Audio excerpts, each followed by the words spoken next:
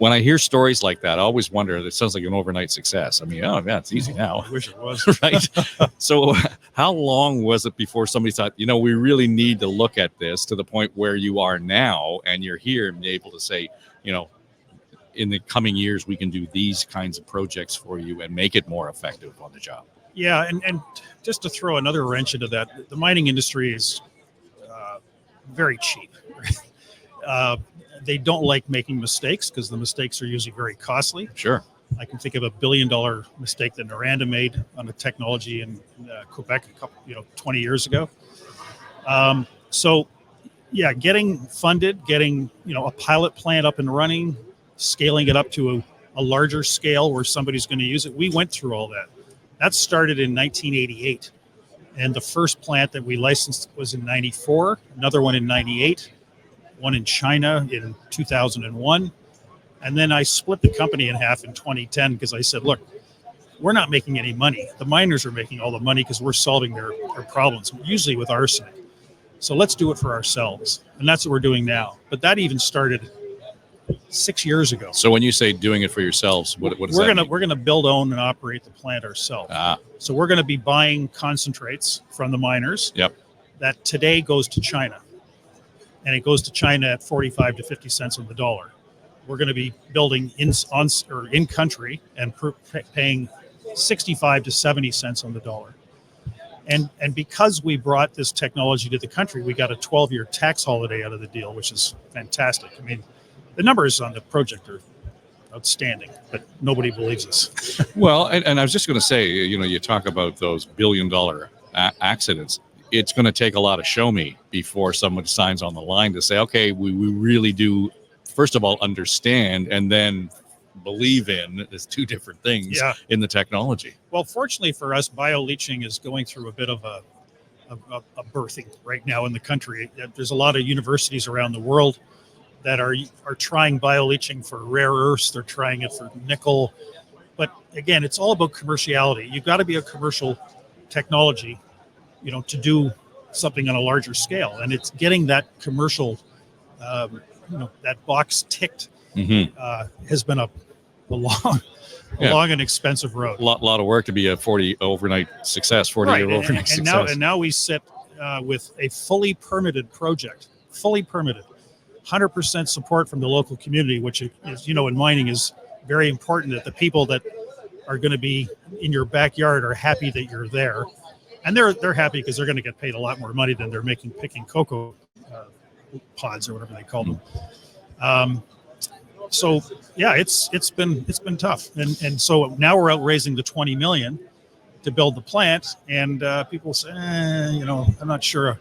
Build the first one and come back and see me later. It's like, oh no, I've already been doing that for years. Right. Now I know a lot of that stuff when they have the tailings. I guess we're talking about that in terms of that's the leftover stuff that's really posing problems in terms of what comes out of the mining. Does this still also apply to oil? The oil? Well, there are bacteria. Not that we do that, but there are people that use bacteria, to break down hydrocarbons, especially in spills. You can put it into the soil, the bacteria, and it'll break down the carbon bonds, I guess, in that. That's, we're sticking to our knitting, which is gold, silver, and some copper. And if I can get the first one financed, it's dominoes. I mean, Peru needs two of these plants, one in the south and one in the north. And it's all about arsenic. That's what we chase because nobody else does. And why is that? Because we stabilize arsenic as a byproduct of bioleaching. At the end of 6 days, after everything's been broken down, your gold and silver go in one direction as a solid because you've oxidized it now. So you can use that C word, cyanide, to recover the gold and silver. The other liquid is full of a host of anything that dissolves in acid, because the acidity in the tanks is about 1.5. So arsenic, iron, nickel, cobalt, copper, all go into solution. And we hit it with limestone. And as the pH starts to rise, the iron and the arsenic naturally band together and drop out as what's called a ferric arsenate, which the US EPA has branded as a landfillable. Really? Yeah, but what we would do is dewater it and dry stack it and eventually throw some put a cap on it and stick some trees in it. So, yeah, I was going to say, what's the end use there? What's the end benefit? Well, you're not dumping arsenic into the rivers. Good. Yeah. Yeah. And because we won't buy any material from these miners that's been pre-treated with cyanide or mercury, again, another tick for the old ESG box for us. And what's going to happen is it's going to make a lot of these miners more compliant with the government as far as their environmental permitting goes. There's some people in the area that don't have environmental permits. Yeah. And that is the least of the problems in some cases. No, and I think what they do is they turn a blind eye just to keep people off their back. But at the same time, if we can kill two birds with one stone by saying to them, look, we're not going to buy your material unless you get your environmental license. Yeah.